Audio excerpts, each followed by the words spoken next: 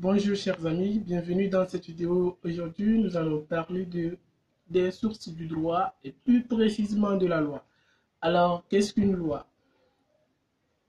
Il faut donc savoir que la loi est définie au sens large et au sens formel.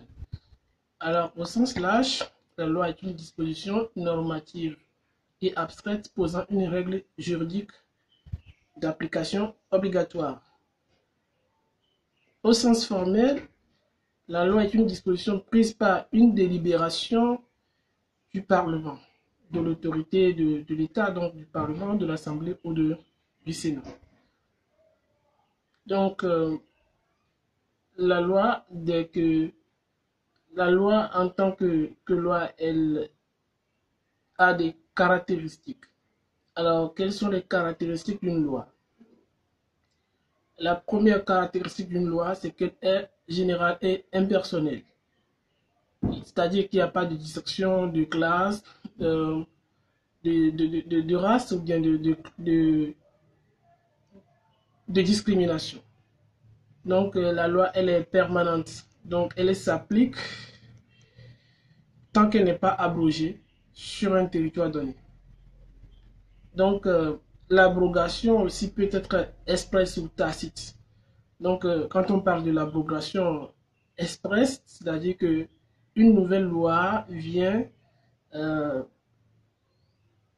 nouvelle loi précise expressément que l'ancienne loi n'existe plus. Donc, c'est l'abrogation expresse. Donc, l'abrogation tacite, c'est lorsque la nouvelle loi contient des dispositions qui sont contraires à l'ancienne loi. Donc, contraire ou incompatible à l'ancienne loi. Donc, la troisième caractéristique de la loi, c'est que la loi, elle est obligatoire. Elle s'impose à tous.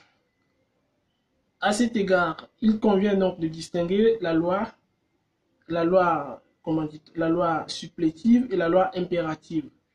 Donc, la loi impérative, c'est celle qui s'impose sans la volonté des parties. C'est celle qui s'impose malgré la volonté des parties. Et donc, dans ces circonstances, on peut faire référence au droit pénal ou alors à la loi pénale.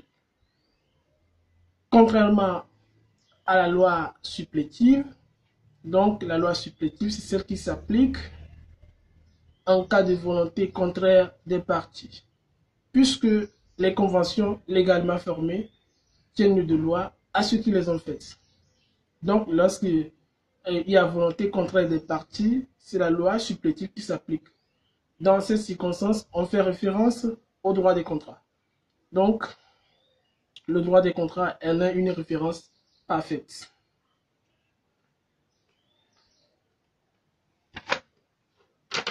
La loi, elle est généralement non rétroactive.